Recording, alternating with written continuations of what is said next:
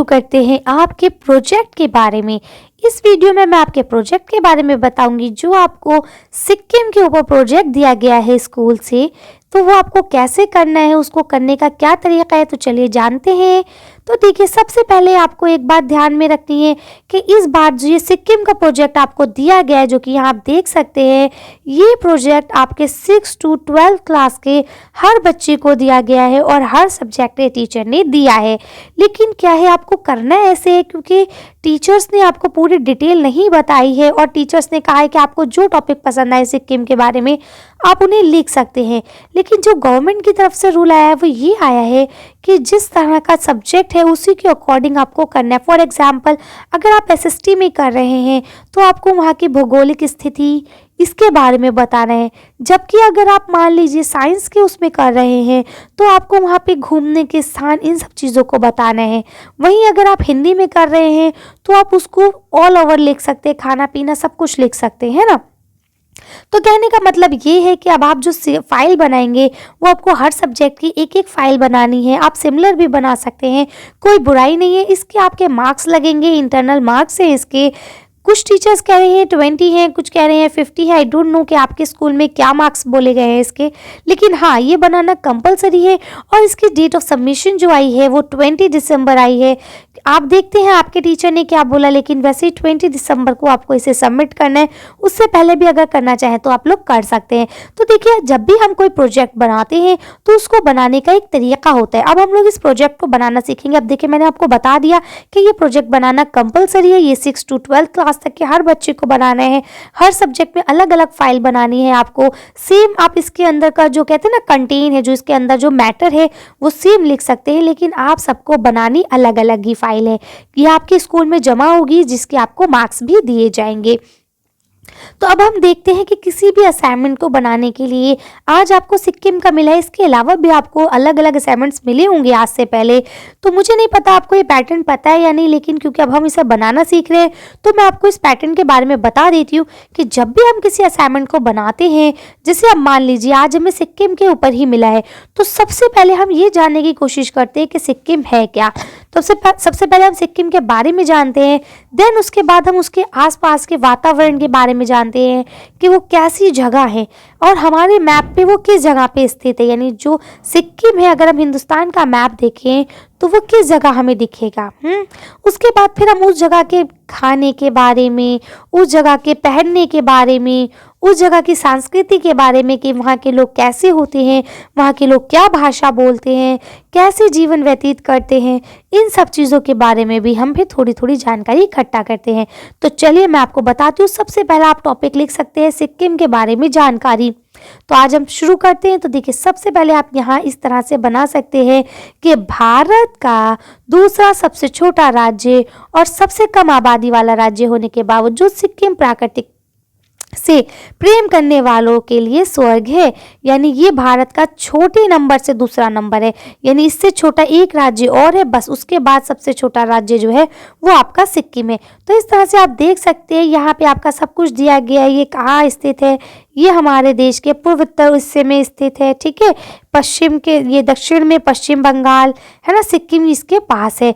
तो इस तरह से आप बता सकते हैं। इसमें अंतर्राष्ट्रीय सीमा जो आपका भूटान है उसके साथ जुड़ती है। इसके अलावा पश्चिम में नेपाल के साथ जुड़ती है ना। उत्तर पूर्व में इसकी सीमा चीन के साथ जुड़ती है। इसके अलावा तिब्बत वगैरह इसके साथ रहते हैं, ठीक है। यहाँ अब आपका क्या खूबसूरत पहाड़ है, गहरी घाटियाँ हैं। तो यहाँ पे सैलानी आते हैं, घूमने फिरने वाले लोग हैं ना, जिन्हें आप क्या कहते हैं, टूरिस्ट है ना, सैलानी। तो टूरिस्ट यहाँ पे आते हैं, खूब घूमते फिरते हैं। यहाँ पे देखिए ये लिखा है ना, ये शहर 5500 फीट ऊंचाई पर है। तो इस तरह से आप देख सकते हैं यहाँ पे गंगटोक से दुनिया के तीसरे सबसे ऊंचे पर्वत कंचनजुंगा का नज़ारा भी देखने को मिलता है। आपको पता है दुनिया का सबसे बड़ा, तीसरे नंबर पे जो सबसे बड़ा पर्वत है वो आपका कंचनजुंगा है। तो कंचनजुंगा का नज़ारा भी यहाँ से आपको देखने को मिलता है। तो ये सिक्किम इलाका जो है ये आपका 7000 वर्ग किलोमीटर में फैला हुआ है। तो इस तरह से आप लोग यहाँ से देख के लिख सकते हैं। यहाँ क्या लिखा है, इस राज्य में ज़्यादातर इलाके पहाड़ी हैं और सिक्किम में गर्मियों में भी सुहाना मौसम होता है। यानी यहाँ पे गर्मियाँ बहुत मुश्किल से से ही पड़ती हैं। यहाँ पे गर्मियों का तापमान भी 28 डिग्री तक जाता है, इससे ऊपर नहीं जाता, यानी कि आपकी गर्मियों के मौसम में भी अच्छी खासी सर्दियाँ होती है। तो इस तरह से आप लोग लिख सकते हैं। यहाँ देखिए आगे क्या लिखा है, सन 1975 में सिक्किम भारत का हिस्सा बन गया था और तब से ही ये आपके राजनीतिक ढांचे के हिस्से से और हर तरह से हमारे देश में जुड़ा हुआ। और यहाँ की विधानसभा में 32 सदस्य होते हैं, ठीक है, जिनके चुनाव के जरिए चुने जाते हैं। तो विधानसभा में यहाँ 32 सीटें हैं। तो इस तरह से आप लोग ने क्या पढ़ा, ये हमने जाना सिक्किम के बारे में कुछ बेसिक बातें। अब हम अपने हिंदुस्तान का मैप लेते हैं। तो देखिए एक बात और, ये वो जो आपका सिक्किम वाला है, ये चाहे इंग्लिश सब्जेक्ट में हो चाहे हिंदी सब्जेक्ट में, हर सब्जेक्ट में आपको हिंदी मीडियम में ही बनाना है, ठीक है। ये जो मैं आपको पढ़ा रही हूँ, ये मैंने सारी चीज़ें नेट से कलेक्ट की हैं, सारी चीज़ें मैंने गूगल से ही आपके लिए निकाली हैं। तो देखिए यहाँ आपका देखिए श्रीनगर, जम्मू कश्मीर, ये सारी चीज़ें आपने हिंदुस्तान का मैप तो बहुत ध्यान से देखा होगा। अब हम बात करते हैं आपके सिक्किम की, है ना। तो अब आप बताएंगे कि सिक्किम है किस जगह पे। तो ये देखिए यहाँ आपका छोटा सा ये देखिए लिखा हुआ दिख रहा है सिक्किम गंगटोक, है ना। सिक्किम मेन शहर है और राज्य है और इसकी राजधानी क्या है, गंगटोक, ठीक है। तो अब आपने देखा किस तरह से सिक्किम आपका ये इतने हिस्से में फैला हुआ है। तो ये जितना भी आपको गुलाबी रंग का दिख रहा है, ये सारा आपका सिक्किम वाला हिस्सा ही है। तो देखिए यहाँ आप देख सकते हैं किस तरह से नेपाल से जुड़ा है, इधर ये आपका तिब्बत से जुड़ा है, नीचे देखिए ये बांग्लादेश से जुड़ा हुआ है। तो ये हर जगह से जुड़ा हुआ है। ये आपका हिंदुस्तान का मैप हो गया। इसके अलावा अगर मैं आपका बिल्कुल सिक्किम का मैप दिखाऊं तो आप देख सकते हैं किस तरह से ये नॉर्थ में चाइना से जुड़ा है, जबकि अगर आप देखें तो इधर नेपाल से भी जुड़ा हुआ है। ये आपका नॉर्थ सिक्किम है, ठीक है। नॉर्थ सिक्किम की राजधानी यहाँ पे इन्होंने बताई है मंगलान। इसके अलावा ये देखिए ये थोड़ा सा ब्लर हो गया है। फिर ये देखिए आप देख सकते हैं इस तरह से जो आपकी मेन राजधानी गंगटोक है, ये देखिए ये इधर भूटान से जुड़ी हुई है, इस तरफ आप देख सकते हैं वेस्ट बंगाल से जुड़ी हुई है। तो इस तरह से आप इसके मैप को भी देख सकते हैं। अच्छा, अब हम जानते हैं सिक्किम का इतिहास। तो नेक्स्ट टॉपिक क्या हो जाएगा आपका, सिक्किम का इतिहास, यानी सिक्किम का इतिहास क्या रहा है। मैं जानती हूँ ये वीडियो आपकी बड़ी होने वाली है, लेकिन क्योंकि आपको सारी बातें इसमें समझानी है तो थोड़ी सी बड़ी वीडियो होगी। आप लोग थोड़ा सा बढ़ा के भी देख सकते हैं। वैसे अगर पूरा देखें तो आपको अच्छे से समझ में आ जाएगा कि आपको वर्कशीट कैसे करनी है, सॉरी ये वाला असाइनमेंट आपको कैसे करना है। अब हम सिक्किम का इतिहास के बारे में जानेंगे कि सिक्किम का अतीत जो है वो ख़ास है, जिसमें महत्वपूर्ण घटनाएँ हुई हैं, है ना। आदिवासी शासकों, ब्रिटिश सत्ता, भारतीय राज्य, शामिल होने वाली सारी बातें इसके अंदर संबंधित है, ठीक है। 17वीं सदी में लेपाचाऊ के यहाँ हमले से ये जो सत्ता हुई, इस तरह से आप देख सकते हैं कि यहाँ पे इनके बारे में लिखा है कि 17वीं सदी में लेपाचाऊ के यहाँ हमले और सत्ता हासिल करने से पहले ये राज्य में मोन, नागू और चांग का शासन था। यानी यहाँ इनसे पहले लेपाचाऊ से पहले मोंग, नागू और चांग का शासन था। यहाँ पे ये बादशाहत कर रहे थे। उस समय में सिक्किम में राजशाही यानी कि तानाशाह वाली बात थी, ठीक है। यहाँ पे लोगों का शासन नहीं था, बादशाहों वाला शासन था। और यहाँ का सबसे प्रमुख साम्राज्य जो यहाँ पे मेन हेड था वो कौन था, चोग्याले था, ठीक है, जो निर्वाध रूप से यहाँ के शासक थे, यानी कि जो मेन यहाँ पे शासक बने बैठे हुए थे। इस तरह से आप पढ़ सकते हैं जब भारत में ब्रिटिश आए तो उन्होंने यहाँ पे किस तरह से खतरा बढ़ गया, नेपाली और भूटानियों को विरोध करना पड़ा। तो इस तरह से आप ये सारी बातें यहाँ से लिख सकते हैं आसानी से। ये तो आपका हो गया थोड़ा सा इतिहास। उसके बाद यहाँ देखिए आपका थोड़ी सी जो हमारी बात है लिखा है, समय के साथ साथ सिक्किम में रहने वाले लोग लोकतंत्र के जरिए ज़्यादा राजनीतिक आज़ादी चाहते थे, इसीलिए सन 1975 के पहले 5 चुनाव आयोजित किए गए, ठीक है। तो पहला जो 5वां चुनाव हुआ है वो आपका सन 1975 में हुआ है। अब उसके बाद देखिए सिक्किम के भूगोल और जलवायु। देखिए भूगोल, आप सोचेंगे मैम भूगोल तो एक सब्जेक्ट होता है। बेटा भूगोल का मतलब होता है कि ज्योग्राफी, है ना। ज्योग्राफी का मतलब होता है जमीन के बारे में ज्ञान, यानी वहाँ की जो जमीन है, भू माने जमीन, भू आकृति के बारे में ज्ञान। तो देखिए पहले हम लोग यहाँ पे भूगोल के बारे में पढ़ लेते हैं। तो देखिए यहाँ लिखा है सिक्किम भारत का दूसरा सबसे छोटा राज्य है। ये कितने 23 डिग्री उत्तर से लेके 88 डिग्री पूर्व तक स्थित है, ठीक है। इसके चारों तरफ हिमालय श्रृंखला है, ठीक है, यानी चारों तरफ से हिमालय से घिरा हुआ है, यानी ये पहाड़ी इलाका है। तो अब आपका यहाँ भू यानी कि ज़मीन कैसी, आपको पता चल गया ना कि यहाँ पथरीली ज़मीन है, पहाड़ है बड़े बड़े, पश्चिम में नेपाल है, दक्षिण पूर्व में भूटान है और दक्षिण पश्चिम में बंगाल से घिरा हुआ है। ये तो आप लोग इस तरह से इसे लिख सकते हैं। अब आते हैं आपकी जलवायु के ऊपर। तो देखिए सिक्किम में रहने वाले लोग जो है वो 2 तरह की जलवायु का अनुभव करते हैं। राज्य के उत्तर हिस्से में जो लोग रहते हैं वो टुनसा प्रकार की जलवायु है वहाँ पे, ठीक है। जबकि दक्षिण भाग में जो यहाँ पे है सब ट्रॉपिक मौसम परिस्थिति रहती है। तो देखिए अब यहाँ टुंका के जो प्रकार है वो बताया गया है कि टुंका प्रकार के वातावरण के कारण राज्य में उत्तर भाग सारे साल के लगभग 4 महीने बर्फ से ढका रहता है। यानी यहाँ पे ये हिस्सा बहुत ठंडा होता है और रात का तापमान 0 डिग्री तक चला जाता है, यानी कि बिल्कुल बर्फ जम जाता होगा, है ना। सिक्किम का मौसम मुख्य रूप से 5 तरह का होता है, जैसे कि वसंत, गर्मी, पतझड़, मानसून और सर्दी। यानी कि जो हमारे दिल्ली वगैरह के मौसम है वही होते हैं, लेकिन यहाँ पे गर्मी बहुत ज़्यादा नहीं पड़ती है, ये याद रखिएगा। बारिश होती है लेकिन गर्मी बहुत ज़्यादा नहीं पड़ती है, तो आप इसको आसानी से लिख सकते हैं। तो ये आपका मौसम हो गया। ये देखिए, ये मैंने आपके लिए तस्वीरें डाउनलोड करी है, ये देखिए ये आपका सिक्किम है। तो आप देख सकते हैं किस तरह से पहाड़ियों के ऊपर घर बने हैं। ये देखिए यहाँ की ये ट्रेन, गाड़ियाँ, ये सारी चीज़ें यहाँ मैंने ये सब नेट से ही आपके लिए डाउनलोड करें। ये देखिए किस तरह से इससे ऊपर से जाते हैं पहाड़ी घूमने के लिए, है ना। तो इस तरह से आप लोग देख सकते हैं। अब नेक्स्ट हमारा जो टॉपिक आता है वो आता है सिक्किम की राजधानी। तो सिक्किम की राजधानी क्या है, अभी मैंने आपको बताया, जी हाँ, सिक्किम की राजधानी गंगटोक है। तो देखिए यहाँ लिखा है सिक्किम देश एक पूर्व उत्तर राज्य है, इसकी राजधानी जो है वो गंगटोक है, ठीक है। राजधानी इसकी क्या है, गंगटोक। गंगटोक सिक्किम का सबसे बड़ा शहर है। यानी सिक्किम जो मतलब एक स्टेट है उसके अंदर भी जो छोटे छोटे शहर है, उन शहरों में सबसे बड़ा जो शहर है वो कौन सा है, आपका गंगटोक है, ठीक है। गंगटोक शहर राज्य के दक्षिण पूर्व इलाके में है। ये 5500 फीट ऊंचाई पर बना हुआ है, ठीक है। एक पहाड़ी के ऊपर, शिवालिक जो पहाड़ी है उसके ऊपर ये स्थित है, ठीक है। यहाँ स्थानीय भाषा जो है, स्थानीय भाषा में गंगटोक शब्द का अर्थ है पहाड़ की चोटी, ठीक है। अब आपसे कोई पूछ सकता है कि गंगटोक इसका नाम क्यों है, तो इसका मतलब ये क्योंकि ये पहाड़ी के ऊपर स्थित है, तो गंगटोक का मतलब होता है पहाड़ की चोटी। ये पूरे देश में सबसे खूबसूरत स्थान है, ठीक है। ये हिमालय की चोटियों में बसा राज्य का सबसे बड़ा शहर है। तो इस तरह से आप इसके बारे में भी लिख सकते हैं कि क्या इनकी राजधानी है। अब देखिए यहाँ पे मैंने आपको सारी चीजें बताई है, देखिए ये आपका इस हिस्से पे ये है आपका गंगटोक, ठीक है। अब यहाँ मैं आपको जो सारी चीजें बता रही हूँ ये इसलिए बता रही हूँ ताकि आपको हर चीज समझ में आ सके, ठीक है। अब आप इसमें क्या लिखना चाहते हैं और क्या इसमें से स्किप करना चाहते हैं ये आपके ऊपर। अगर आप कोई पॉइंट इसमें से हटाना चाहते हैं कि मैम नहीं ये पॉइंट मुझे नहीं लिखना है, तो आप बिल्कुल हटा सकते हैं, कोई भी मनाही नहीं है।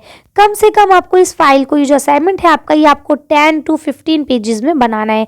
10 से कम पेजेस नहीं होने चाहिए। उसका मतलब कहने का ये होता है कि कंटेंट जो है वो कम से कम आपके 10 पेजेस में तो हो, क्योंकि आपकी कम से कम ये 20 मार्क्स की तो फाइल है, ठीक है। जब 20 मार्क्स का असाइनमेंट है तो कम से कम 10 पेजेस तो इसमें होने चाहिए। अच्छा, अब हम पढ़ते हैं यहाँ पे सिक्किम की भाषा और संस्कृति। अब हम यहाँ पे लोग कैसी भाषा बोलते हैं और इनकी क्या संस्कृति है इसके बारे में जानते हैं। तो देखिए यहाँ क्या लिखा है, सिक्किम के आज के दौर की जनसंख्या के हिसाब से यहाँ रहने वाले कुल लोग 6 भाषाओं का इस्तेमाल करते हैं। यानी आपस में बात करने के लिए यहाँ पे लोग कितनी भाषाएं बोलते हैं, 6 भाषाएं बोलते हैं। तो देखिए सबसे पहले क्या है, नेपालियों की संख्या बहुत ज्यादा होने के कारण यहाँ पर नेपाली भाषा आम है।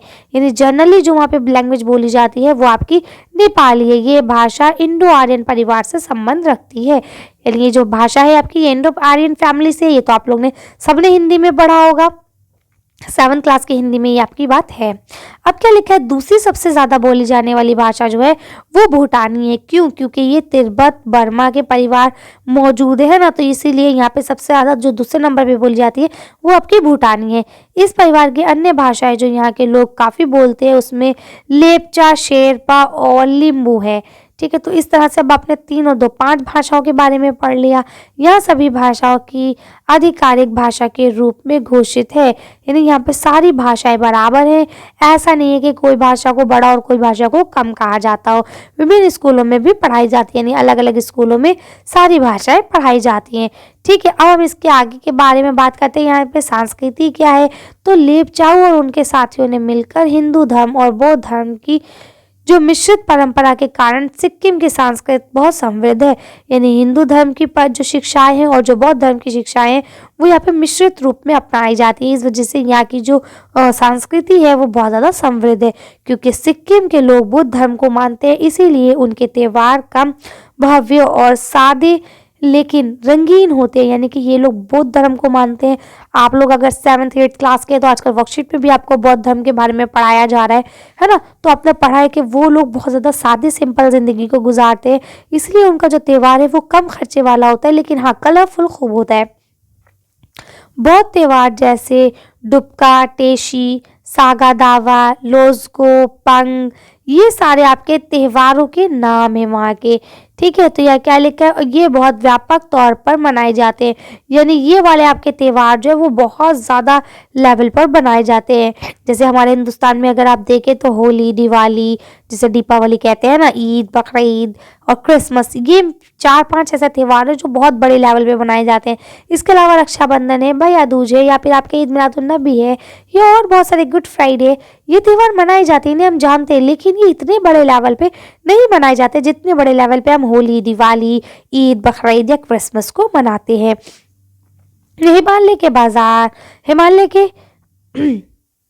बाजरे से बनी बियर पानी यहाँ त्योहारों, शादियों, उत्सव का सूचक है। यानी हिमालय के जो आपके वो है उनसे बनी हुई यहाँ पे जो बियर है वो यहाँ पे शादी वगैरह में लोग इस्तेमाल करते हैं। ऐसे समारोह में लोकगीत या नृत्य तो बहुत आम है, यानी लोकगीत और नाचना वगैरह बहुत ज़्यादा आम है। सिक्किम में मठ के आंगन में लामाओं का किया जाने वाला मुखौटा नृत्य उत्तर पूर्व भारत का सबसे रंगीन नृत्य है। यानी आप जानते हैं मुखौटे लगा के जो डांस किया जाता है, नृत्य करते हैं ना, कथक जो करते हैं ना, वो डांस जो है वो यहाँ का बहुत ज़्यादा फेमस है। तो चलिए आगे देखते हैं। अब देखिए ये आप देख सकते हैं ये किस तरह से, यही है यहाँ की संस्कृति।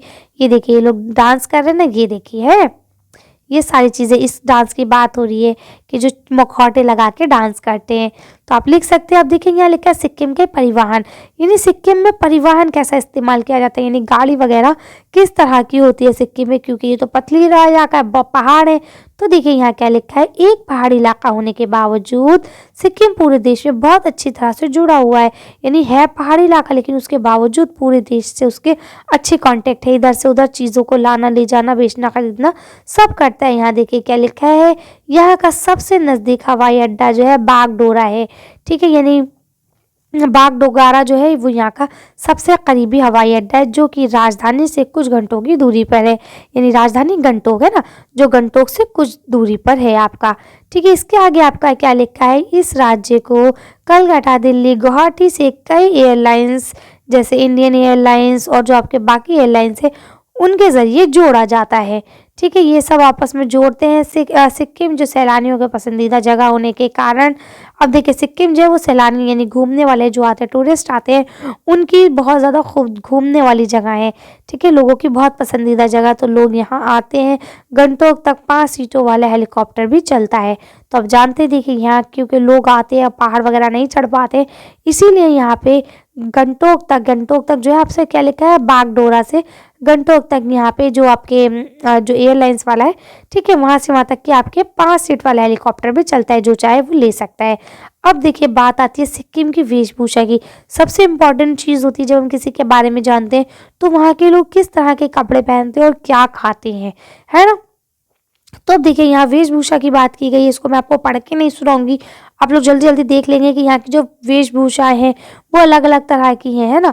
यहाँ पे नेपाली और भूटानी लोग ज़्यादा हैं, तो इसलिए इनकी जो टोपियाँ हैं, ये देखिए ना, टोपियाँ, ये सारी चीज़ें वो उनके जैसे ही पहनते हैं। तो आप यहाँ से जो जो पॉइंट्स लिखना चाहें कि यहाँ की महिलाएं ऐसी पहनती हैं या जो जेंट्स है वो इस तरह से पहनते हैं, देखिए यहाँ लिखा है ना, शानदार गहने पहने जाते हैं, बालियाँ, है ना, ये सारी चीज़ें जो जो यहाँ पहनी जाती है, कंगन, जो चीज़ें ये लोग यूज़ करते हैं, आप उन सबको यहाँ से देख के आसानी से लिख सकते हैं। ठीक है ना। सिक्किम की नेपाली महिलाओं की पारंपरिक जो वेशभूषा है वो क्या है, शानदार है, बहुत अच्छी है। ठीक है, अब क्या है, फरियाद साड़ी, जीवित रंगों में भय, है ना। तो इस तरह से ये ढीले ढाले ब्लाउज के साथ ड्रेस इनको सही फिनिश मिलता है। तो इसी तरह से धीरे जो कपड़े पहनते हैं आपको दिए गए हैं। तो देखिए ये रहा इनके कपड़े पहनने का तरीका। तो देखिए है ना, सारे कपड़े कितने ढीले ढीले हैं। तो इस तरह से यही चीज़ें आपको बताई कि ये देखिए इस तरह से, क्योंकि यहाँ पे जापान वगैरह वो सॉरी चाइना वगैरह भी करीब है ना, तो यहाँ पे इन्हीं जैसे तिब्बत वगैरह ये वाले ड्रेस ही यहाँ पे देखने को मिलती है। तो आप देख सकते हैं यहाँ पे कैसे ड्रेस पहने हुए हैं ये लोग। ये सारे ड्रेसेस यहाँ की आम ड्रेसेस हैं। ठीक है, तो आप लोग इसे लिख सकते हैं। अब देखिए यहाँ लिखा है सिक्किम का खाना पीना और फल व सब्जियाँ, यानी सिक्किम में क्या खाना खाया जाता है और कौन सी फल और सब्जियों को खाया जाता है। तो देखिए यहाँ क्या लिखा है, सिक्किम के व्यंजन जो आपके पूर्व उत्तर भारत में स्थित सिक्किम राज्य वैसे ही है। यहाँ पे मुख्य चावल मुख्य रूप से खाया जाता है। इसके अलावा अलग अलग खाद्य पदार्थ भी हैं जो अलग अलग लोगों की पसंद है। जैसे अब नेपाल में अगर आप जाएंगे तो वहाँ व्यंजन में आपको सिक्किम भारत का एकमात्र ऐसा राज्य है जहाँ जाति नेपाली बहुमत है। यानी ये ऐसा राज्य है जहाँ पे नेपाल के लोग बहुत ज़्यादा रहते हैं। तो यहाँ पे जो खाना वाना खाया जाता है तो देखिए यहाँ पे आपको बताया है थाक तली, थुपका, मोमोज, ये सारी चीज़ें यहाँ पे ज़्यादा खाई जाती है। तो देखिए यहाँ मैं आपको वो दिखा देती हूँ इमेजेस। ये देखिए यहाँ अदरक भजी हुई थाली है आपकी पूरी, लेकिन इसके अंदर जो डिशेज़ है वो आपको समझ में नहीं आएंगी, क्योंकि मेरे भी समझ में नहीं आई। नई नई स्टाइल की डिशेज़ है। ये तो आपकी गुजिया है, लेकिन मुझे ऐसा क्यों लग रहा है कि ये गुजिया भी देखिए रेड सॉस के साथ खा रहे हैं, है ना। आई थिंक ये गुजिया आपकी जो हम लोग खाते हैं वो मीठी होती है, और ये वाली मुझे ऐसा लग रहा है कि शायद ये नमकीन होगी। इसके अलावा ये रहे आप लोगों के फेवरेट मोमोज़, मुझे तो बिल्कुल भी पसंद नहीं है मोमोज़। इसके अलावा ये देखिए आपके चावल वगैरह, क्योंकि यहाँ का फेवरेट जो डिश है वो चावल ही है। तो देखिए चावल है, मिक्स वेजिटेबल, ये सारी चीज़ें रखी है। अब बात करते हैं आपकी सब चीज़ में वेजिटेबल्स में। तो आप देख सकते हैं यहाँ पे जो है मूली, चुकंदर, देखिए आप देख सकते हैं यहाँ पे मूली गुलाबी होती है ना। बैगन, देखिए बैगन हरे हैं यहाँ, आलू, इसी के साथ फूल गोभी, फिर देखिए टमाटर, ये देखिए यहाँ है ना गाजर, फिर अदरक, पपीता, कटहल, यही सारे यहाँ पे होते हैं। जैसे ये देखिए बंद गोभी, हरी सब्जी है ना। और यहाँ पे आपका क्या लिखा है, एक कूस का, इसके अलावा हरी फूल गोभी। तो ये सारी चीज़ें भी यहाँ पे आसानी से अवेलेबल है। अब हम बात करते हैं फ्रूट में। तो यहाँ देखिए आपको अमरूद, कृष्णा फल, पपीता, केला, लीची, ये सारी चीज़ें आसानी से मिल सकती है। संतरा है ना, अंगूर, सेब, तो ये सारी चीज़ें यहाँ पे आपको आसानी से मिलती है, और यहाँ के लोग यही खाना पसंद करते हैं। अब लिखा है सिक्किम के त्यौहार, यानी सिक्किम में कौन कौन से त्यौहार मनाए जाते हैं। तो चलिए इसके बारे में जानते हैं। तो देखिए यहाँ आप देख सकते हैं, यहाँ पढ़ सकते हैं कि किस तरह से अलग अलग त्यौहार मनाए जाते हैं। ठीक है, तो आप इनको यहाँ से पढ़ लेंगे, और जो आपको अच्छा लगेगा उसको आप लोग लिख भी सकते हैं। तो ये मैंने आपको पूरा दिखा दिया है, आप पढ़ लेंगे। देखिए तिब्बती शब्द में लोसार, जिसका अर्थ है न्यू ईयर, यानी ये आप लोग एक न्यू ईयर का त्यौहार मनाते हैं ये लोग, है ना। लोसार जिसका अर्थ क्या है, न्यू ईयर, है ना। सिक्किम के उत्तर पूर्व भारत के क्षेत्र में सबसे महत्वपूर्ण उत्सव है, यानी ये सबसे इम्पॉर्टेंट है। उसके बाद क्या लिखा है, भूमचू, जिसका तात्पर्य है पानी के घोड़े से है, यानी कि भूमचू का मतलब क्या होता है, पानी के घोड़े। ये उत्सव भी पूरे क्षेत्र में बहुत धूमधाम से मनाया जाता है। तो ये आपके हो गए फेस्टिवल। तो ये देखिए मैंने आपके फेस्टिवल्स की कुछ पिक्चर्स लगा दी हैं। ये देखिए ये अलग अलग तरह के फेस्टिवल्स मनाए जाते हैं हमारे सिक्किम में, ये देखिए। ठीक है ना। अब जब आप इस असाइनमेंट को बनाने बैठेंगे तो आप लोग कुछ पिक्चर्स को स्क्रीनशॉट देके या वैसे मार्केट से लाके लगा सकते हैं कि भाई फाइल जब हम असाइनमेंट बनाते हैं तो उसमें पिक्चर्स भी होना बहुत ज़रूरी है।